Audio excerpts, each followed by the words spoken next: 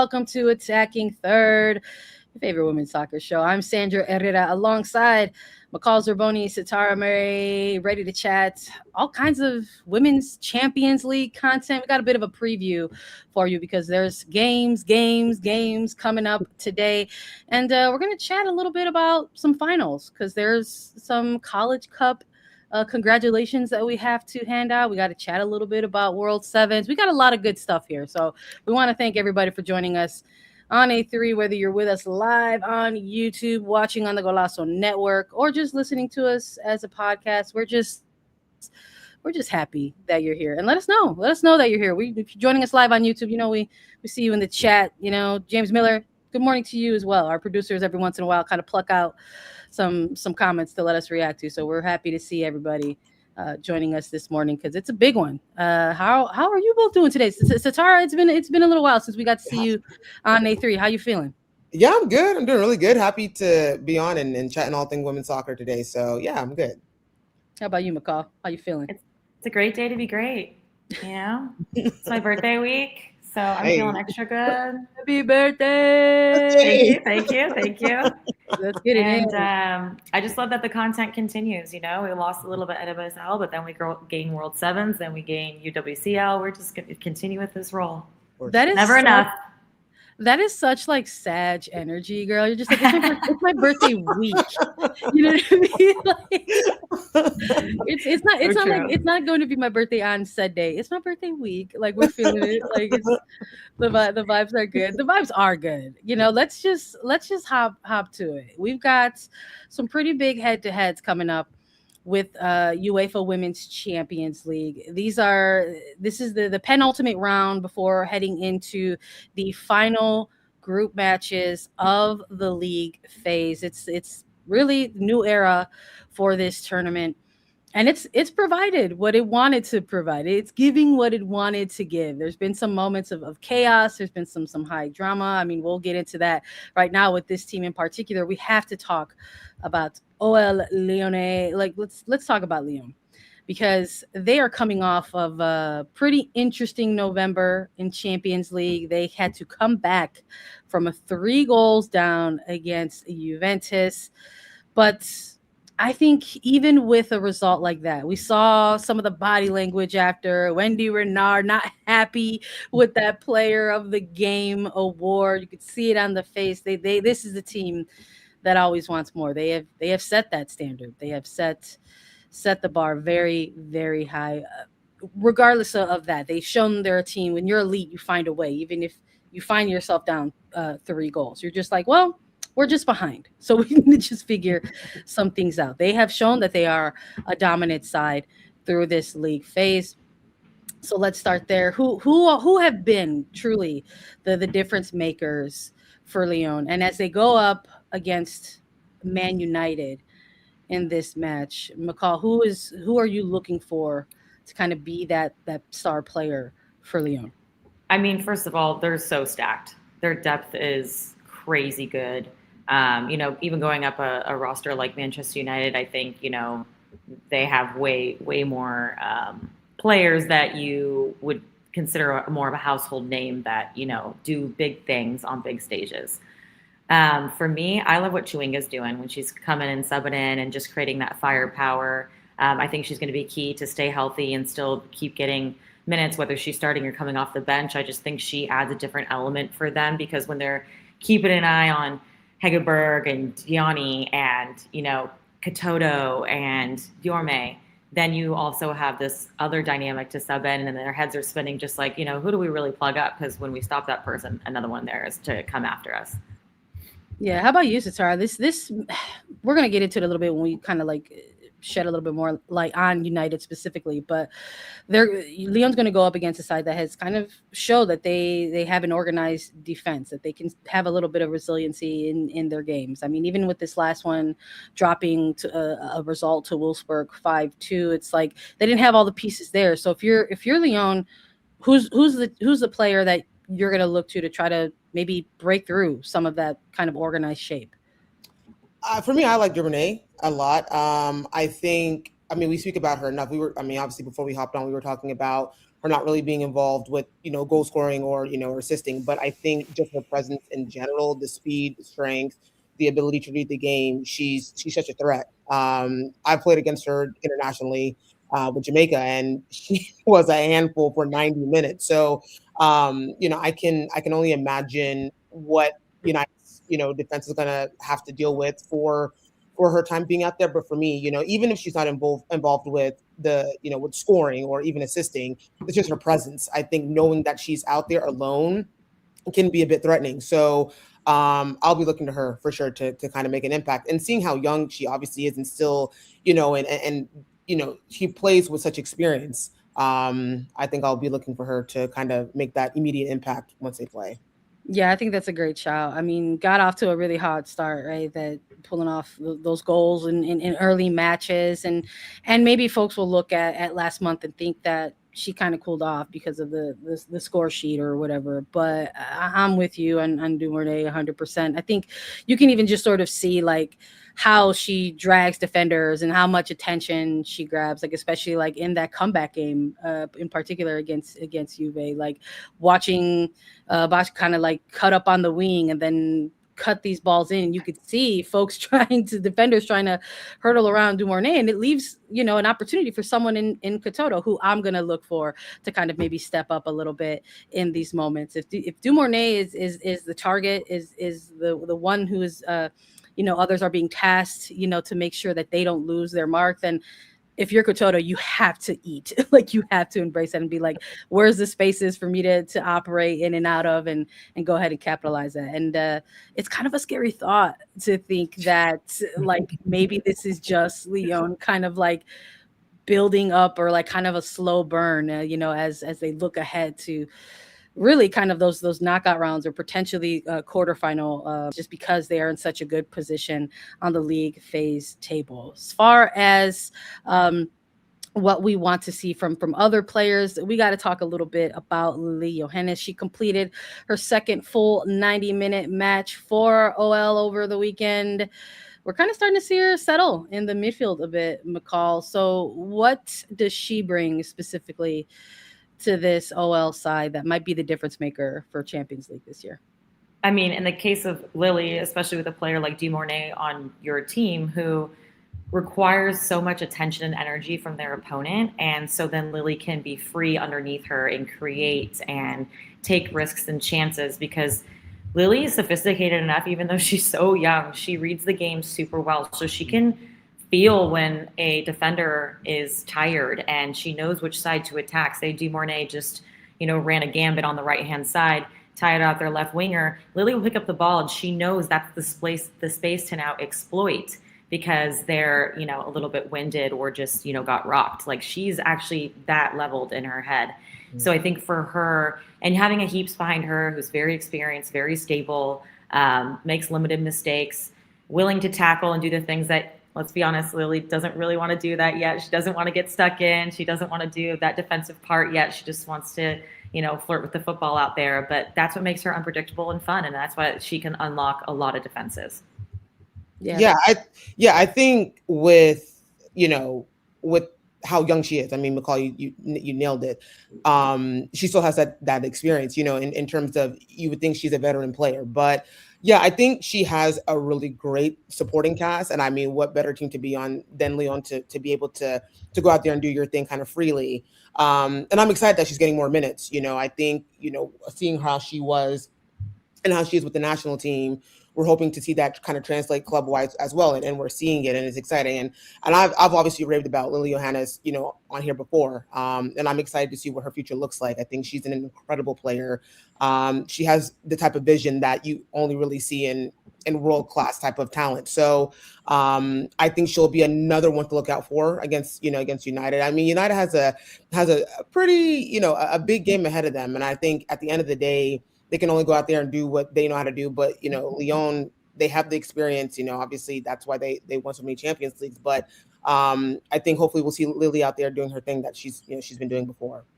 It's impressive, because I think like this we're in December, so it's like I'm getting all reflective at the end of the year. Like 2025 has really just been that kind of opportunity to sort of see that growth and development. Emma Hayes on the USWNT side of things has been pretty adamant about like kind of just tempering, quelling the expectations a little bit, like just saying like, hey, she's really young.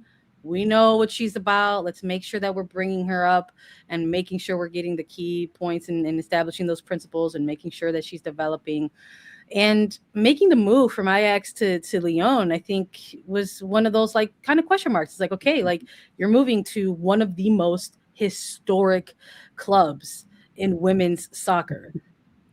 The level's about to go up. And Yes. the fact that we're watching this very young player kind of meet the moment or maybe meet some of those expectations, it's very, very impressive. So I'm excited to see what she can continue to do as the league phase starts to wind down. We've only touched on it a little bit, but let's try to get into the Manchester United side of things here. This is this has got to be one of those games that's on your Champions League calendar where you have to look at it as the opportunity, right, McCall? Like you're in Champions League. Like there's no room to look at it and be intimidated. Like this has to be the one where you look at Lyon and you say, this has to be my opportunity to grab and take hold of. Or is that just like no, you have to look at it in a way like this is an opportunity to take down a big dog, so that should make you hungrier, not afraid, right? Not be like, oh, looking at their roster, shoot, this is going to be a difficult game. Be like, no, man, like we're the underdogs. Let's go crush this. Let's take this historic OL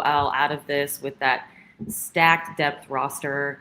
And, you know, even when you think of Lyon and football on the global stage and you think of Wendy Renard, players feared her for a very long time. She is so solid. She's a rock back there.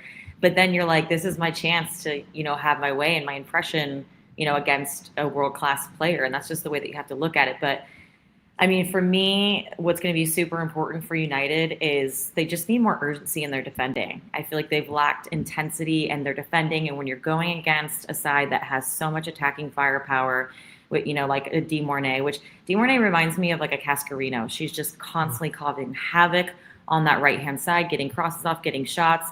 And then she has people to serve it to. It's just going to be nonstop defending for United. So they've got to stay really diligent and tighten their lines and have a little bit more urgency stepping out to press the ball to deny box injuries, especially from a Di Mornay. I don't really have a horse in this race, but I'm not gonna lie, Satara, I'm nervous for Man United. Like when we look a little bit, you know, in the context and the building up to this match, like United have lost 3 of their 4 matches in November. It was not a great month, right? It's absolutely a chapter of the year that they need to like close the lid on that book and just like move on. So even though they had maybe a good start to things, they have officially gone through some adversity. For you, maybe where did things take a hard left, where to go wrong, and what do they have to do to make sure that they turn things around against a big team like Lyon?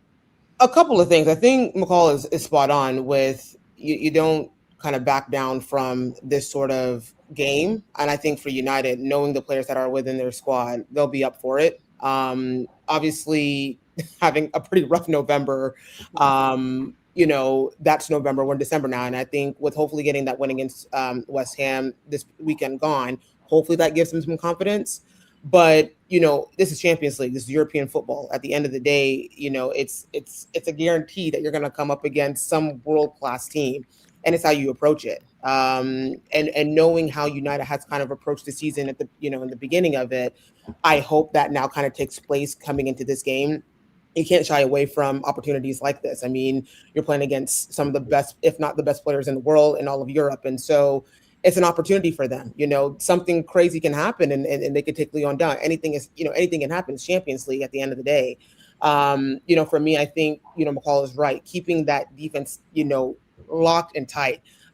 You can get, I think with them and what we've seen in the past, it gets a little bit complacent in a game like this when you're coming against like Katoto, Duvernay, out of Heckerberg. I mean, it's a lot coming at you all at once. So I think having that communication from the back, obviously with Fallon Joyce now being back in, I think that her coming back in at this time is perfect. And, you know, having that commanding and that demanding presence from her from the back, you know, guiding her back line, I think is going to be crucial for them today. So I'm looking forward to it, though. I think when it comes to it, it's Champions League. This is what it's about. You should be excited for moments like this. I know I would be, so I hope they are as well. Let's piggyback off of that a little bit. You mentioned Phallus Tillis Joyce, and I started by talking about the rough November United had, losing 3 out of 4, but they were missing a big piece. They did not have their number one. They didn't have their starting goalkeeper in PTJ, but she made her return this past weekend. She was sporting the Batman looking mask. She had a bit of fun with it. She said she's back and representing all 18 bird species in the UK. Love that she came back with an animal fact. We love that from Phallus Tillis Joyce. But you never want to put too much pressure on one particular player, but it's hard to look at some of the matches that they lost in November and not know that her absence, might have, had an impact on that team and how they had to line up or shape things. But she's back, and this is going to be a huge, huge test. Do we think that this defensive structure that United have found themselves in before can finally return to form now that she's found her way back into goal? I think so. Oh, sorry, McCall. No, I was just gonna say, I think what the issue was when PGT was out was not only is she a great goalkeeper and shot stopper, she's a leader out there. Exactly. The way she plays, she leads and she makes them feel secure and she organizes, and they just look so much more collectively sound when she's out there. Exactly. That was exactly what I was going to say. I think just knowing that she's back there can bring a level of comfort that maybe they didn't have when she was out.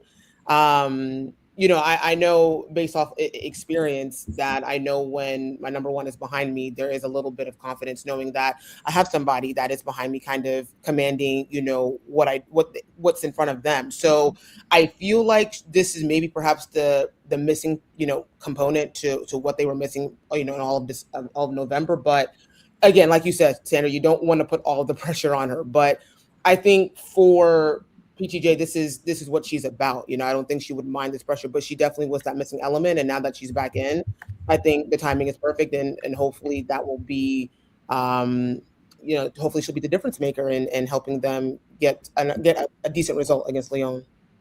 I think as her profile continues to grow, it comes like with the territory a little bit, right? It's like those, maybe people think they're unreasonable expectations or like too much pressure, but this is pro sports. This is Champions League. I mean, I have her for winning goalkeeper of the year, and she's putting together that resume. And so like prior to this injury, we're talking about like going back to Champions qualifiers, like 7 consecutive clean sheets. Like we can't just like mention that kind of stat like it's nothing. So the fact that like this player goes out, like, I think there is kind of a little direct correlate to her absence, but it's got to be a huge boost for this team, having her back not only in these late end of year matches and in Women's Super League, but now for Champions League as well. But it's great to have Tillis Joyce in the back, but they'll still have to figure out a way to get the ball in the back of the net. That's an entirely different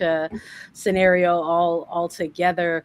Turland started off the season really well for Man United, had 8 goals and 6, but kind of the goal scoring kind of dried up, and the pace is no longer what it was so many months ago. But as far as the goal scoring, we saw in that Wolfsburg game, even though it was like a 7-goal game, 5-2, they found a way to get in the back of the net. They just weren't able to keep things together defensively. Do we think going up against Lyon, they'll have enough pieces to not only narrow a scoreline like that, but maybe even cause an upset? Let's have some fun and close out the segment with a couple predictions. Who do you got in this game, McCall? I'm going 3-1 Lyon. Respectable. How about you?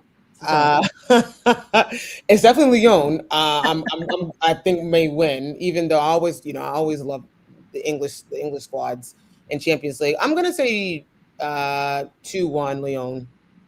Also respectable. I'll add another one on there. I'll just go 4-1. I'll say 4-1. I think this is going to be tough, but I would love to come back here and be proven wrong. There's nothing I love more than seeing how the game turns out after we make predictions. We're going to make a couple more. We've got some other Women's Champions League matches to break down. Stick with us right after a quick break.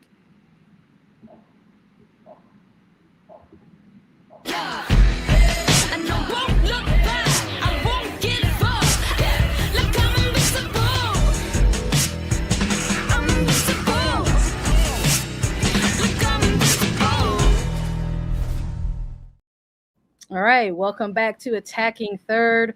We're providing everybody with a Women's Champions League preview. We just chatted all about Lyon versus Man United. Let's talk a little bit about Real Madrid and Wolfsburg. I think this could be one of those kind of juicy matches, even though really everyone's going to keep their eye on really big teams, whether it's like Lyon or Barca, maybe even Chelsea and title holders Arsenal. But this is one where maybe it could kind of determine some things. Wolfsburg has found themselves taking advantage of every opportunity in front of them during this league phase. They have really kind of bullied their way in this table. I don't think anyone really had them as a top 3 team to kind of stare down the final pair of matches of the league phase, but here they are.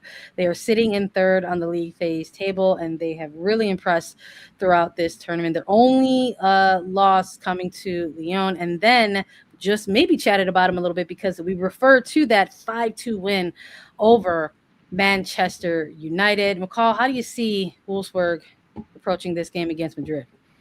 I mean, just as we kind of speak about Lyon, Wolfsburg has so much history as a club. And it was actually a desirable place 5-10 years ago for Americans to leave to go play. And usually they would choose Wolfsburg was one of the top clubs that they would go play in before we substantiated our league here. So, and all of their majority of their German national team players play on Wolfsburg or one or two other top clubs. So they've been playing together for a long time. They have familiarity, they have fluidity, and they're a good team. They're very collectively working together. Their strengths and their identity as a football team and their style are a unit, which for me, those teams are in competition, one and done competition, they usually thrive because they're well connected and there's not that one moment that differentiates because they don't drop a lot of mistakes or details. And that's how I feel about Wolfsburg. I think that's a fair shot. I think looking at where they are right now in Bundesliga, I mean, there's a top dog in Bayern, and that top of the table looks definitely it is out of reach for them. And I think I don't know. I don't want to say like they've been operating like a team that has like a chip on their shoulder during this league phase, but I kind of can't help but receive that a little bit in some of the games that we've seen from Wolfsburg in this one. Maybe it has a little bit to do with the fact that it is this new era of Champions League, and not many, I'll just say, I won't say no one, not many out there were really looking at the Bundesliga sides per se to really kind of shake up this particular moment of the tournament. And even in that, I would widen that lens a little bit more to say that if they were looking at a German team to kind of shake things up a bit, I don't think it was Wolfsburg. I think a lot of folks were looking and thinking that it was going to be Bayern. Which shocks me because I'm like, put some respect on Wolfsburg's name because thank you. They definitely have made the final on 2 occasions in the last however many years. No, look at the history, people. Yeah, they're strong. Like, put some respect on their name. I see why they perhaps have a chip on their shoulder. I would have a chip on my shoulder too if I'm, if I've shown, quite consistently that I'm a decent side, and people are still saying, "Oh no, it's about the Barcas, it's about the Lyons, it's about the Bayerns." No, put some respect on their names. They have shown, especially in the group plays that we've seen from them, they're a very good team, and I don't think I think people forget because maybe perhaps they don't have such the big name, even though you have an Alex Popp still, But what I'm saying is that put some respect on their name. They are and historically have been a very, very good side. And, I think they may surprise a lot of people. They haven't surprised me because I've expected this from them for time. So, yeah. I love it, Satara. Call them out. You're like, this is shocking to me. I'm the one that I always believe. No, I love that. I just am like, for me, like watching them through this league phase, like I just respect it so much because they're just like, this team is like, they're workers, man. Like they just work. Like I love that they just keep it churning. Like the tires keep churning, even if it's a little bit muddy or sloggy. Like they're they're pushing through, and it's a really, really big credit to the players and how they just kind of embrace these moments. And when you look at some of the talent across the roster, it varies. I mean, you mentioned Pop there, Satara, like McCall. I'll go to you with this, like. You've come on the show and you've talked about how the importance of having like those veteran players on rosters in high stakes moments and high stakes games. Just how crucial has her experience been, in this like kind of new pursuit for Champions League glory? That's a perfect question, Sandra. That's exactly what I wanted to lead into, because when I think of Germany, I think of Alexandra Popp. Like, she is such a star name in this country and on the global stage, and she has been so consistent for so long. So you can just tell, even without knowing her personally, that she's a good leader and that she invests in the players around her. And when you have a Veloto coming off the bench, learning from Alexandra Popp week in and week out at training, Veloto's only 21 years old, but she gets to watch one of the best strikers in the world for that country and day in and day out. And so she's only getting better as well. So she's kind of passing the baton on. And, I guarantee you she pushes those standards in training, and she gives good pep talks in the locker room, and, all the important stuff for the big matches. I want the Pop pep talk camera. Inside cam. Yeah, who's like, who do we got to talk to at Paramount and CBS Sports to get that view for sure. Someone else I think is important to know and talk about for ahead of this game is Lyonnes Berensten. She's somebody who's been so important to this Wolfsburg side. She scored 3 goals specifically in the last 2 Champions League matches, but she's been out the last few games for Wolfsburg, and so she's been doing this while sort of nursing a lingering injury along the way, and it looks like she might not be really available too much against Real Madrid. So when we look at this roster for you, Satara, like who do you look at outside of Pop to maybe kind of be another player to step up and help provide some attacking looks for Wolfsburg? Oof. I wish it could be. You know what? To be fair, because thinking about this, it was going to be Bernstein. Obviously, Yeah. she's not playing, but obviously, she has been a very good player. McCall, I do wonder if maybe some of it will come like from lower players. Like, are we looking at maybe like some fullbacks will get like involved? I will like give a special shout. Like, I don't know how much bearing this will have on things, because these games were like a month ago. When I think back to that like Wolfsburg game where they like put up 5 goals against Man United, like Ella Predmores has been doing a lot of good stuff for Wolfsburg. And when I say that earlier, where I'm just like, Wolfsburg are like workers. I think she is that player that kind of like embodies a bit of that. So I'm gonna look for like her to maybe be another one of those players to make sure that you're just sort of regulating things in that middle third, especially going up against a Real Madrid side that are also having a respectable league phase right now in surprising. Let's just say it, surprising. Okay, so all right, so if you're Satara and talking about Wolfsburg, you're not surprised. But if you're McCall talking about Real Madrid, you're like, I'm a little bit surprised. Why are you surprised by Real Madrid's performance so far, McCall? I'm a little bit surprised. Yeah, but like, why? You just kind of like, I don't want to operate on assumptions, but if we're going off, I think they're just finding a way to get it done. You're not gonna. Yeah. Previous Champions Leagues, I will say Real Madrid has maybe left some things to be desired. Let's just maybe that's part of it too. So I do think that maybe like going into the league phase, like maybe there was some kind of like respectable dark horse energy around them, but no one may be saying Real Madrid, absolute contenders. But if you're on that team, that's exactly what you're saying. If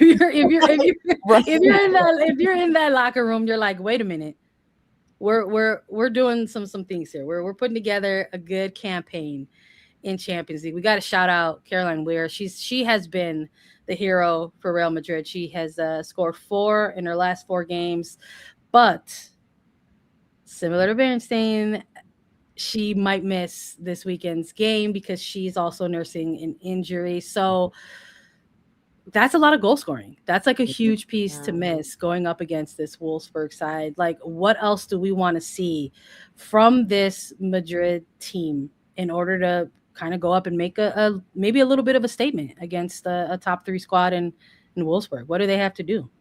I think Linda Caicedo needs to go put on that cape and go do her thing. You know what I mean? I feel like with Kaz obviously being out, well, hopefully, I mean, depending, but I think we need somebody to step up now. You know, if your savior, as we quote, to be Kaz is not available, then who's next? And obviously, we've seen glimpses of Linda Caicedo. I think, you know, she obviously has it in her, you know, in her toolbox to go out there and put in a good performance and go out there and do her thing. But will she is the question. But that's who I'm looking to kind of show up and do her thing and dance on that ball like she knows how to and put some in the back of the net. So anybody can object with that. But for me, that's what I'm looking to. What I love about Real Madrid is they get numbers in the box. They throw numbers forward in the attack. Like as soon as they pick up possession, they're full guns ablazing forward. They always have multiple options in the box. I think for me, I would like to see Alba Redondo get the start, though. I think she can bring an element getting on the end of Caicedo's creativity on the flanks and crosses and box entries. I think Redondo might have that finesse that they'll need to, because I don't think they're getting a ton of opportunities, and so they need to bury the ones that they get. Yeah, I think that's fair. I mean, I want to see what the fullbacks can do in this one. I'm looking for Del Castillo, maybe, you know, getting involved a little bit. I've been using the word respectable a lot with this team. I'm just thinking about like the last game against Arsenal. You know, it was a narrow loss for them, 2-1. They dropped, you know, points to the title holders, and even in that game, you know, Weir was the goal scorer for them. So I do think, you know, Caicedo, to your point, Satara is going to have to be that player that not only gets really creative. We know what you could do with playmaking, but she might have to be that creative playmaker who's also like unafraid and fearless to take her own shot. Like if it's open, like you got to go ahead and just let it rip. I think, you know, just considering, you know, the opposition that you're up against. So we'll see. We'll see how they line up, how things roll out. Let's of course close it out with a prediction. Maybe we won't go 3 for 3 in this one. I know we all had Lyon when we made a prediction earlier, but as far as Wolfsburg versus Real Madrid, who you got in this one, McCall? 2-1 Wolfsburg. All right, Wolfsburg. How about you, Sarah? I'm going to go ahead and rock the boat a bit and say 1-0 Real Madrid. I love it. I'm gonna tip the boat back and just be boring and say I think this one might be a draw. I think we might get ourselves a little draw. I think we got two teams who are workers, and so they want the ball and they want to get on it when they don't have it. So that can maybe lead to some congestion. I think we might get a little bit of back and forth until it just sort of ends up as a draw. Hopefully we get a couple goals. I'll take that too, but I don't know. Who knows? Maybe it might be scoreless. Well, we'll see. We'll find out. Chelsea. They have got maybe a response. maybe that's what they're going to be looking for in this Champions League. You know, match day 5 and match day 6. They're coming off of pretty tough weekend. They had suffered a historic loss to Everton, and it not only was it a historic loss, it was one that ended like a massive win streak for them. They find themselves winless in their last 3. So even though there's maybe some silver linings that we can touch upon for the Blues, the form is like maybe questionable, like at best. They're going to go up against Roma. And this is a team that is like practically dead in the water, like desperate. And like when you're in that kind of questionable form, maybe, just maybe, that's not the kind of team that you want to go up against. But Satara, we have to see the Blues respond, don't we? Like this is a bad streak for them. Listen, and I know this is so, like, to me, I just find it so wild because, you know, Chelsea's been Chelsea for the last however many years. And, you know, now they have this little period where they've lost, they've been winless, and everybody's like, what's happening to them? I'm like, it's cool. It's calm. You know, like I think they have the players to go out there and kind of make right what has gone wrong. And perhaps maybe this is a game where they can kind of beat on Roma a bit and maybe get that confidence back. I think this happens in teams, where you're on such a high where you're doing well, you're winning, all of this and everything is going well for you. And then you have those moments where they're low, and they have been in that moment. Now, I don't think it's anything to really get worried about or start freaking out about. I think this happens, but look at the talent that they have on that team. There's nothing, in my opinion, there is not going to be a single moment where they don't think about what these last few games have been like for them and don't somehow apply that into their game against Roma and try to go out there and get a result. Um, Perhaps maybe this is coming at a good timing, getting this result against Roma, having, maybe ending this first half of the season, coming in a bit fresh in January and getting ready for the second half of the season. But it's Chelsea at the end of the day. Like, how I look at it is like, it's nothing to worry about at all. I think they've just had a pretty low moment, and they'll right those wrongs, I think. And I think this is a perfect opportunity against Roma to do that. I need everybody to have a Satara Murray in their corner, because if Yeah. I'm over here like, what, I was feeling kind of low about Chelsea. Now I'm like, you know what? You're right, buddy. Thank you for the pep talk. I appreciate it. It's just listen. I've played. Listen. I've obviously playing in the Super League for as long as I did. I've seen the growth of Chelsea. And you see them at the lows, you see them at the highs, and to me, when you have all of that, it's like an embarrassment of riches that they have on their team. They'll be fine. I think it's this is just a moment for them. That's it. Just a little blip. Do you think that there's any concerns for Chelsea going into this one, McCall? Do you think this is going to be a wrap for Roma and their Champions League campaign? I mean, I think from my experience, great teams never lose. They either win or they learn. And exactly. I think when you see Chelsea in a period where they're just continuing to learn because they're not getting the results that they want, and we're acting like it's been a super long period. It's been like, 3 games, a couple times when they lost. Big deal. That's a scary team because they were already so dominant, and now they're getting a few more lessons to add to their repertoire that are going to motivate them, that are going to clean up those little details, plug those holes. And yes, they're having a down period, but I would imagine them to only go right back up and go back fast, strong, and even better than before.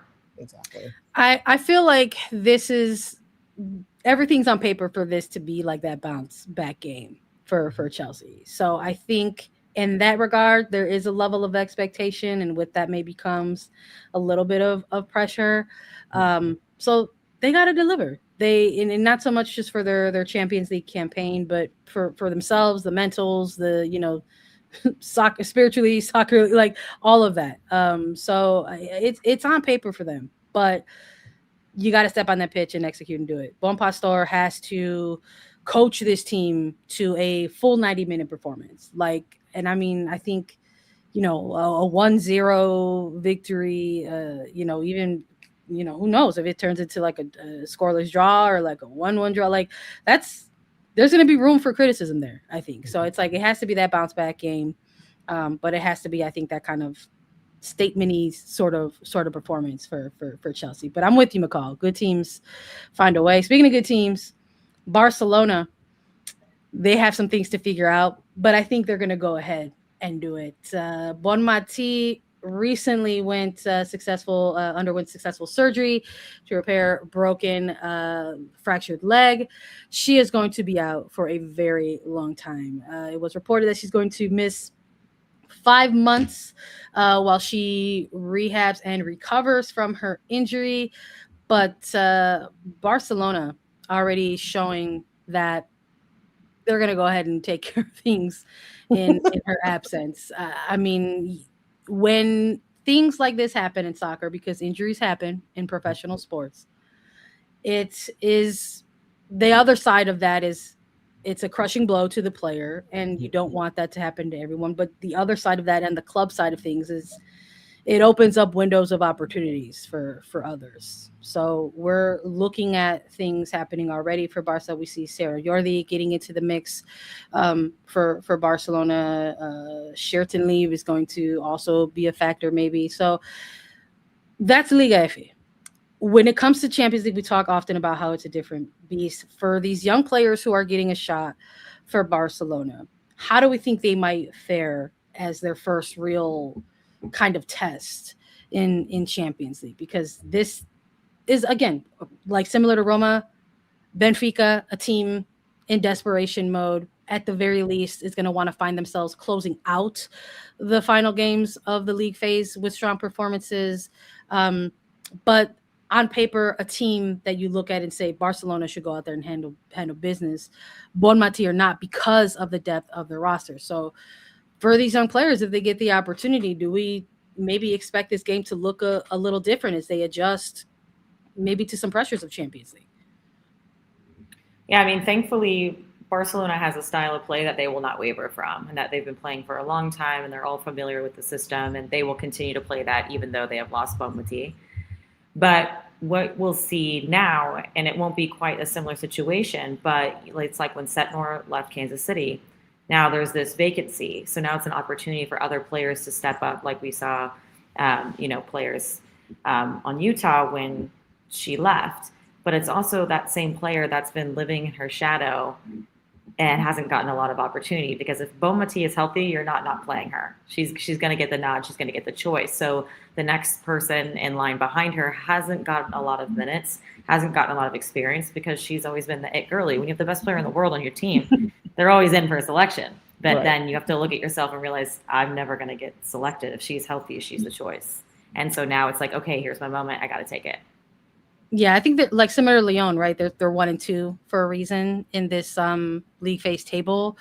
When you look at their rosters, even though Barcelona and some of their offseason were kind of in the headlines about player movement, player departures, and all these different mechanisms that they were trying to utilize to figure out how to sustain their roster, but they're still a deep roster. Like I look at this game and I'm like looking at some of the recent performances that Claudia Pina has had, and I can't imagine that with having those kind of starting caliber players still in the mix and still very relevant for your Champions League campaign, that they're not going to be anything other than okay.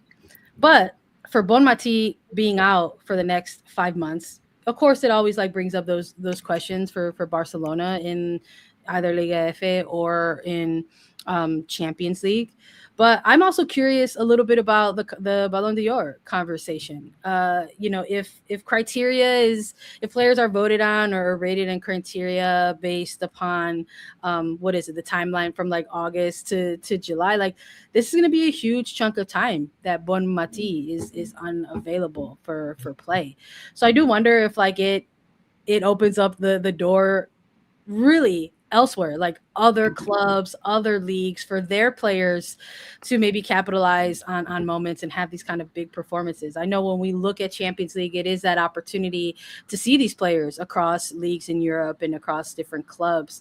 And we've talked about a few of them already on this show, whether it's like a Melchi Dumornay, or is there going to be another player on Barcelona that also rivals Bonmatí? We've seen a little bit of that in the past where Alexia Putellas or Caroline Graham Hansen have been those kind of players to find themselves in Ballon d'Or conversation as well, even though Bonmatí has been the player to walk away with this trophy plenty of times. Do we think like it's going to come down to maybe another Barcelona player? Do we see other players from other teams maybe kind of getting a little bit more attention in this Ballon d'Or race? Do we think it's just going to go like fall back on Putellas? I don't know if you all have any thoughts about it. I think one thing is for certain, that it does open the opportunity for other players to now get a good looking in, with Bonmatí being out for an extended period of time. But I mean, we all know how these awards work. So realistically, I really don't know. I couldn't. I mean, I could sit here and say, yeah, I have a player in mind, but I mean, realistically, I think it in in the real world, it does open an opportunity for somebody else to get a good looking in, or several players for that matter. But it's women's football, so realistically, I couldn't tell you. So I love I it. really don't know. I mean, just as we had this conversation a couple of months back when the finalists and the winner were announced, we were just like, who is doing the voting? And I would not be surprised if Bonmatí was out 3/4 of the year, played 3 games, and still won the ballot. Still won. Yeah, I love that the two of you are like, it might not matter, actually. Like, I'm thinking about, okay, even in the example like Roosevelt, she's up for U.S. Soccer Female Player of the Year. I'm like, she was out for half the year. She only has like 3 caps with the U.S. this year. Yet she's still in the running, and she had an amazing stretch this last couple of months, but she missed the majority of the year. So it's like there's no rules in this voting. Obviously. Right, exactly. I love it. I love it. Thank y'all for humoring that for a little bit. I love the takes. I love it. It was just like it might not actually matter because people still got to vote, and they vote the way that they vote. Exactly. So we'll see. We'll see. Stay tuned. We've got more to talk about right after a quick break. This is European soccer's biggest stage. Written in the stars! What a difference she has made! The question is, can you handle it? Can you handle it?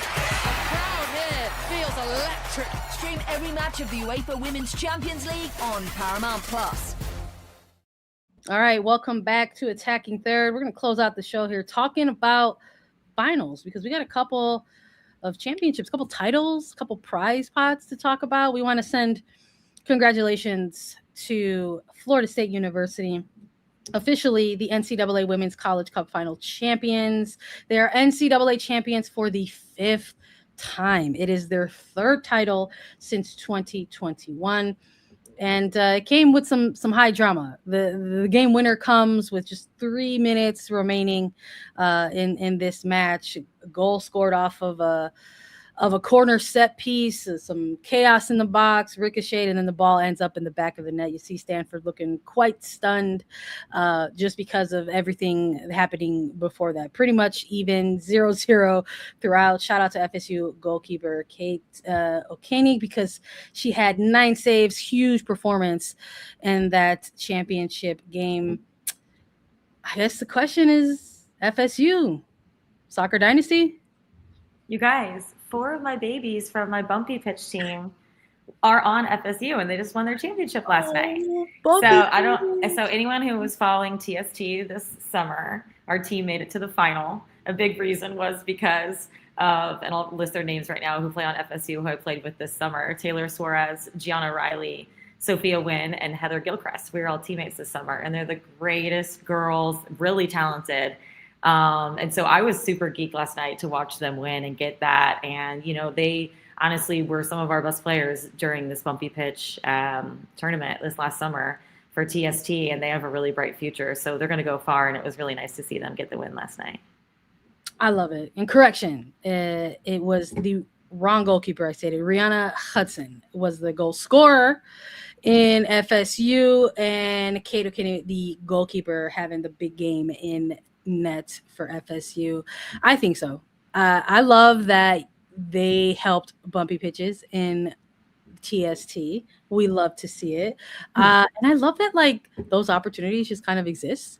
They can do that. Yeah, for collegiate players. Let's just shout that out a little bit as well.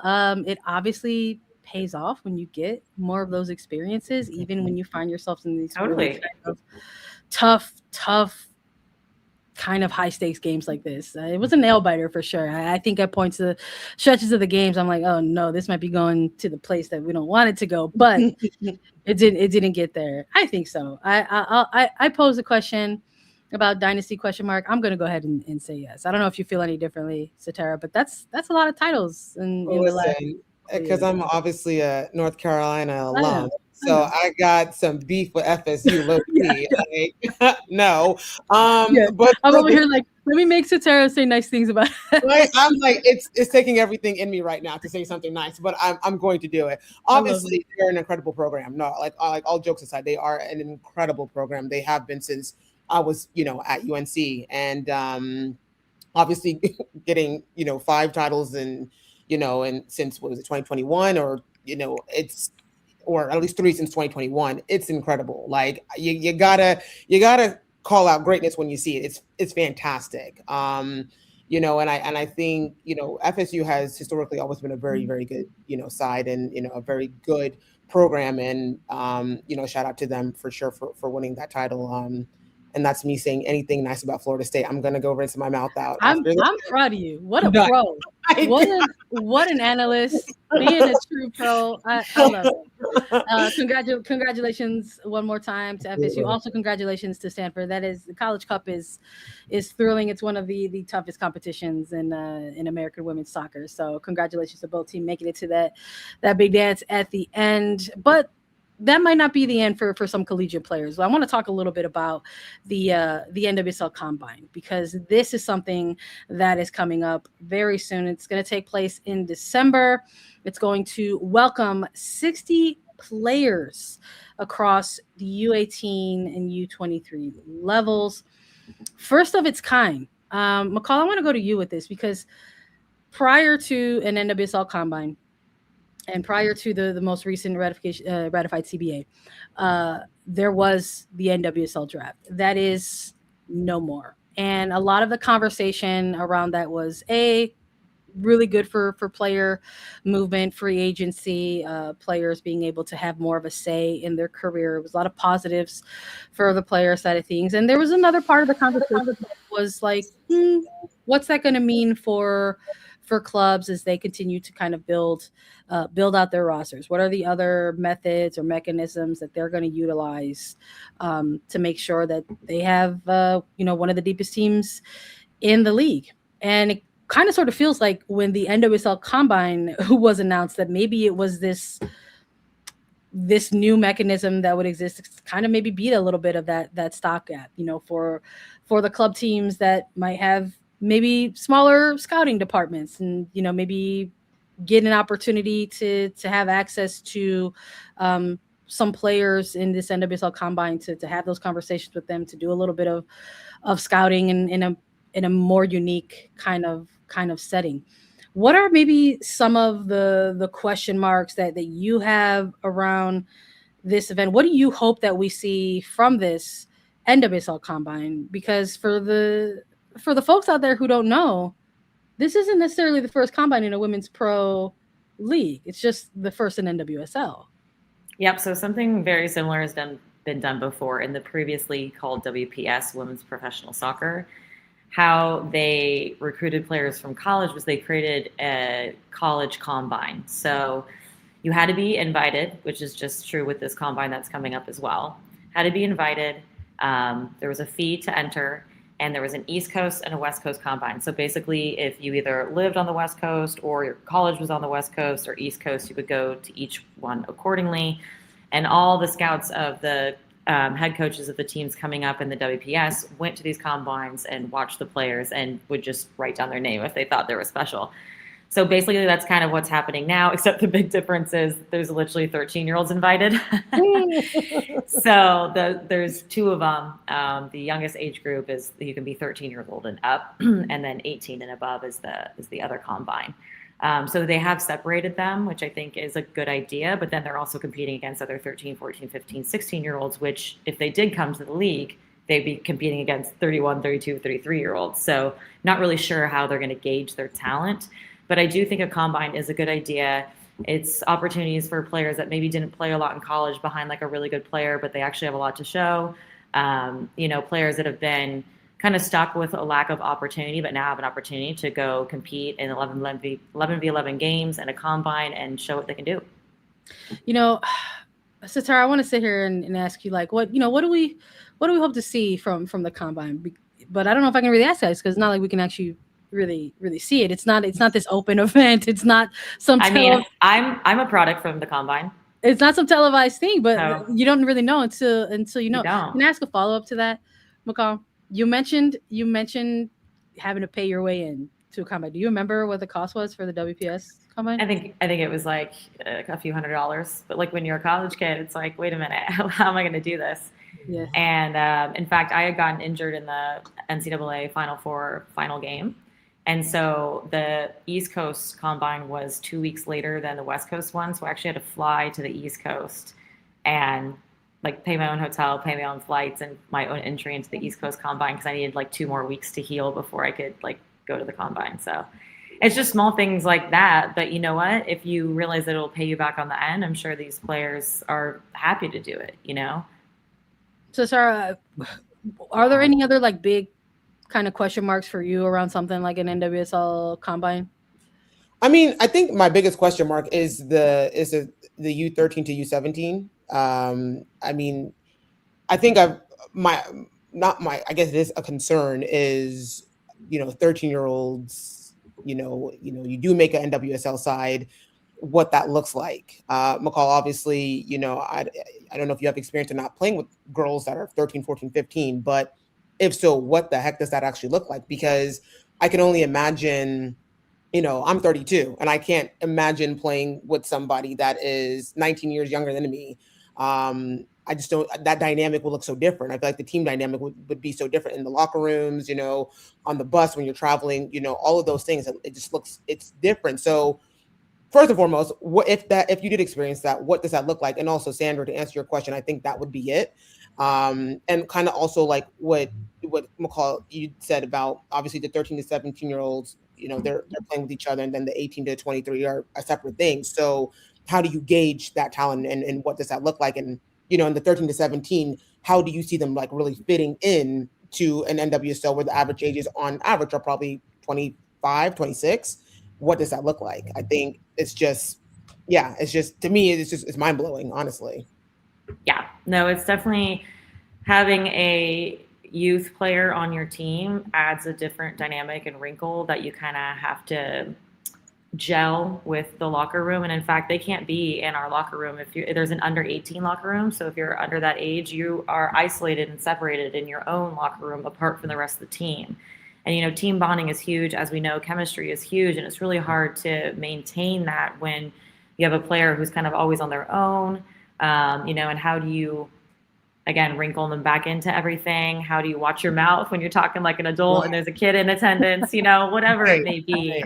And then, they have to have a chaperone. They have to have a parental guidance, whenever we travel on the road, or, if they can't drive yet, drop them off at training and pick them up, or they're jumping in with players all the time, and all of a sudden it's like we have a child we're taking care of, Yeah, so that's a safeguarding issue. It's a different looking after for sure. Yeah, I'm very curious to see kind of the end results of it all. Like who are the players who will make an impact? How will this event maybe change someone else's life, because we talk so often on the show about different pathways and how maybe even though more have popped up along the way, that maybe there's still not enough. So I'm curious about the kind of end product, the next step that comes out of the Combine. So stay tuned. We'll have to definitely keep a track and an eye on that. Final congratulations for the show. We got to talk a little bit about World 7. Shout out to San Diego Wave, repping NWSL on the World 7 stage. They went ahead and won that $2 million pot.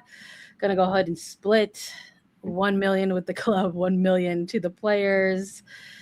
We thought we'd have a little bit of fun with this. Since an NWSL side went ahead and took the whole shebang, we thought, what we've been doing and having a lot of fun with throughout 2025 is our team of the week. And there's no more NWSL. That's finished. We've been rolling out some stuff for Champions League, but we were like, what if we had some fun and made our own World 7s team? It's going to have a little twist. So we're not choosing players that maybe performed out of World 7. We want to just make our own team. So we're going to choose 7 players to represent attacking third in the World 7s. McCall, I'm going to go with you. Who do you want to put on here?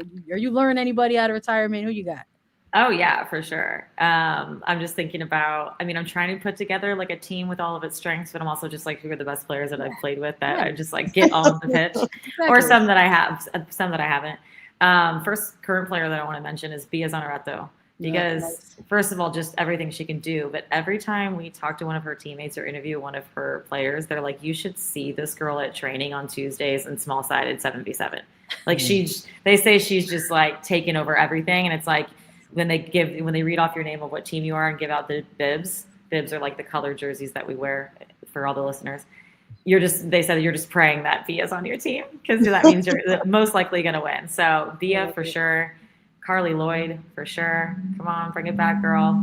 And or even she could even do it now, but let's just say in her prime, Sam Mewis, 100%. I'd have on my team. Good one. Jaylene Hinkle, that left-footed whip, her speed. If anybody remembers her, how brilliant she was in her heyday. Davinia in her heyday, fitness, creativity. Crystal Dunn, I definitely throw her in there. Mm-hmm. And yeah, with the throwback NC Courage squad, kind of, huh? She's reviving the OG Courage squad. Absolutely, for the World 7. I would like to see it. I'm not gonna act like I don't. I wanted to have a little bit of fun with this one. And I thought it could be fun to just sort of utilize like our attacking third talent pool. So of course, I'm gonna have Satara Murray in the mix, McCall Zerboni in the mix on this World 7 side. And I was like, we got a lot of good talent here. I wouldn't mind having Jen Beatty in the mix as well. I want Darian Jenkins scoring some goals for us as well. And maybe just have like a little bit of fun with it. I think I don't know if how this would work. Like you got to have at least one goalkeeper, maybe or do you, right? Like that's my question mark. You got to have one, maybe. So I think maybe just for fun, I would put like Alyssa Nair in goal, and I don't know. I think I want to shout out like some of our producers too. Like let's put Munya in our World 7. Let's put Adri Tonelli in our World 7. I love it. Anyone you want to see, Satara? McCall hit on some dang good players, man. But I was gonna say obviously Crystal. I mean, she's unbelievable. I would say Temwa Chawinga because just that speed alone. Goalkeeper wise, I don't really know if y'all know, but she was an absolute star. Lindsay Harris. I played with her at UNC.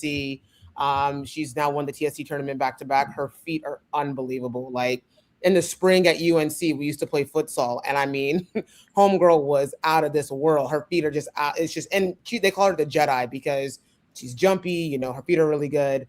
But yeah, I think y'all hit on some really good players. But for me, Crystal was a big one. Temwa Chawinga, Lindsay Harris. I would say I do think Crystal Dunn would cut it up at World. She really would. She really would. And just for the sake of it, like a Wendy Renard, you just need somebody big in the back just doing their thing. And yeah, I love that you pulled another European player too, though, active in Champions. You're like, let's just throw Wendy or not. Let's throw in. Hey, Big Wendy, you want to win a couple mil? Like, come through. Like, honestly, somebody hit me up to do that. I'd be like, I'll be right there. Just give me a quick second. But no, y'all hit on some really good people. Like, honestly, I think you don't want to nominate yourself. You don't want to nominate yourself. You don't want to get in there? I guess then me and McCall, let's call it a day. There we go. Yeah. I will die for you out there, girlie. I will run till my wheels fall off. You like it. I love it. I love closing out the show with a little bit of fun. Congratulations to everybody who in San Diego Wave who won World 7s. Congratulations once again to Florida State University and the NCAA tournament. And that's a wrap for us. There is Women's Champions League that will be kicking off very soon. Make sure you tap in. You can get everything that you need on Paramount Plus. Make sure you're tapped into CBS Sports Golazo Network for additional coverage. Attacking Third will be back on Thursday. Make sure you tune on in for even more content across the globe of women's soccer. Make sure you go ahead and follow Attacking Third wherever you get your podcast. Leave us a 5-star rating and review. We're available on youtube.com/WGolazo, and you can catch us on the CBS Sports Golazo Network for all your women's football coverage. One more time, for myself, Sandra Herrera, Satara Murray, McCall Zerboni. Shout out to our producers, Phil, Munya. Thank you all. We'll be back. This was Attacking Third. Thanks for being here.